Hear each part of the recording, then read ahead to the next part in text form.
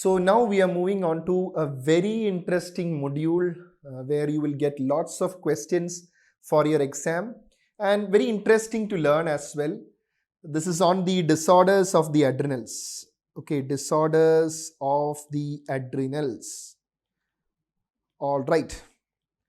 So the adrenal gland, as you know, is consisting of a cortex as well as medulla. Okay. So in the cortex, you can further subdivide it into the zona glomerulosa, the zona fasciculata, and the zona reticularis. Okay, these are the three zones. Okay, zona glomerulosa, fasciculata, and your zona reticularis. So the adrenal cortex is constituting the bulk of the gland, correct? See, almost 75 to 80% is constituted by the adrenal cortex, and 20 to 25% is only the contribution from the adrenal medulla. So the adrenal cortex is what we are going to learn first. In this module, first we'll discuss the disorders of the adrenal cortex, and then we will move on to the disorders of the adrenal medulla. So let's focus more on the cortex first. So as I told you, there is a zona glomerulosa, fasciculata, and reticularis. Now the zona glomerulosa of the adrenal cortex produces your mineralocorticoids. The zona glomerulosa produces the glucocorticoids, and the zona reticularis is producing the adrenal androgens.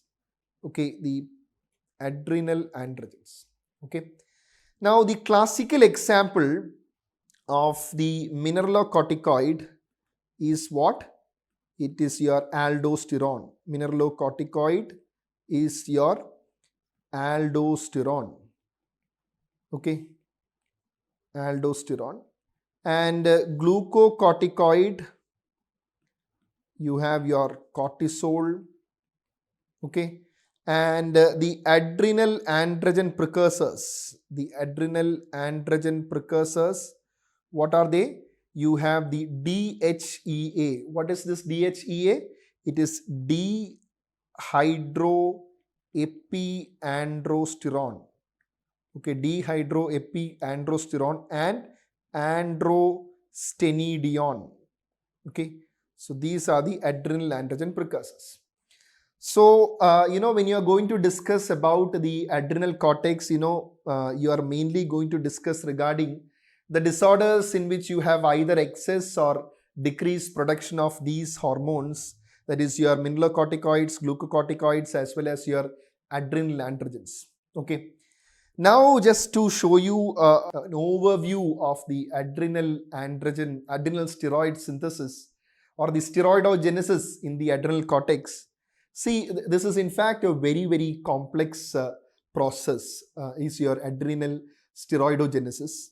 So, but remember one thing, the precursor of all is going to be your cholesterol, which is taken up, and first the product that is formed is your pregnenolone.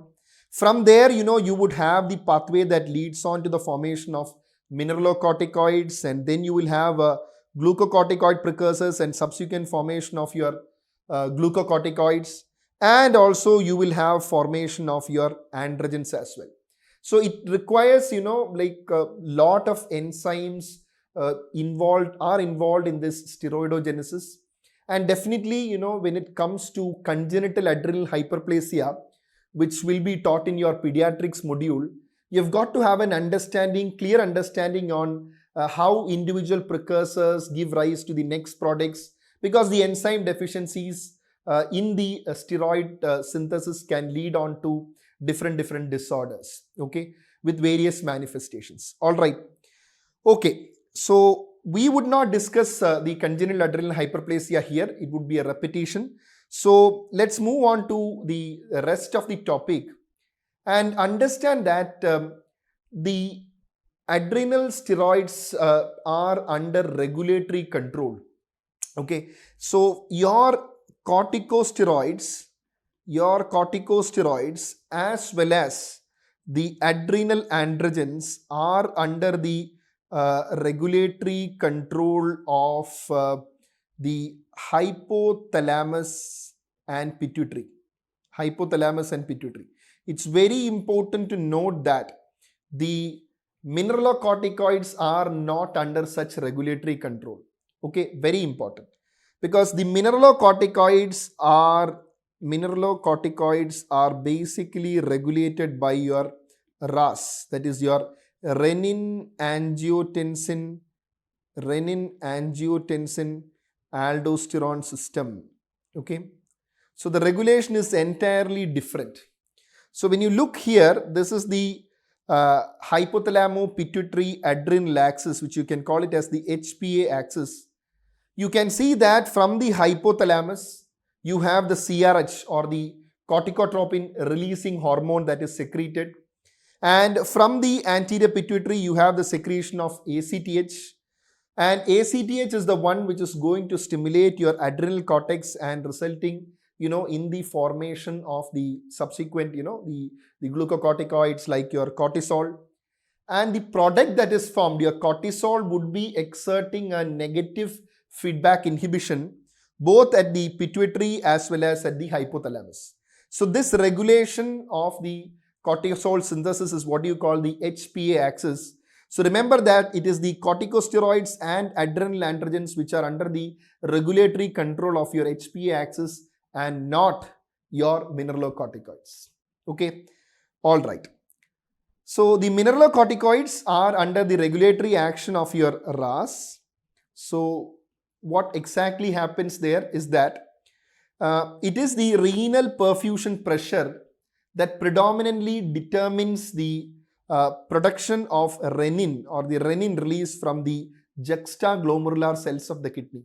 Okay, and renin released by the juxtaglomerular cells, what it does is that it will result in the conversion of angiotensinogen to angiotensin 1, and this angiotensin converting enzyme acts on the angiotensin 1 and converts it to angiotensin 2.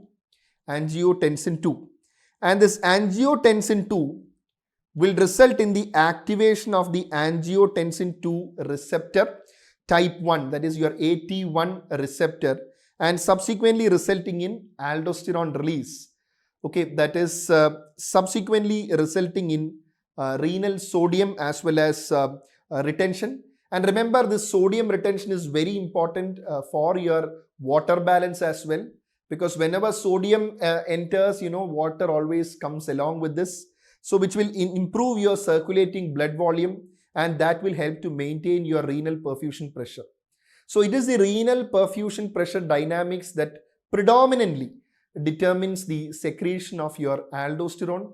So you now got an idea how the aldosterone regulation is very much different from that of the glucocorticoids as well as your adrenal androgens. Okay, so I hope that much basics is very clear to you.